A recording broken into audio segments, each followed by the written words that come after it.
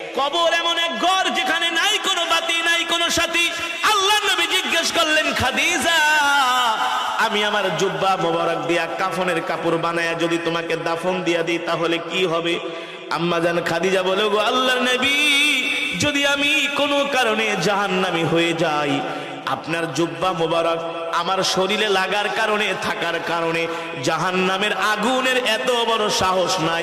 রহমাতুল্লিল আলামিনের জুব্বা মোবারকে জাহান্নামের আগুন লাগবে, ঠিক কিনা বলেন? আল্লাহু আকবার। 2 নম্বরে, আমি তোমার কবরের পাশে কেন হাঁটবো?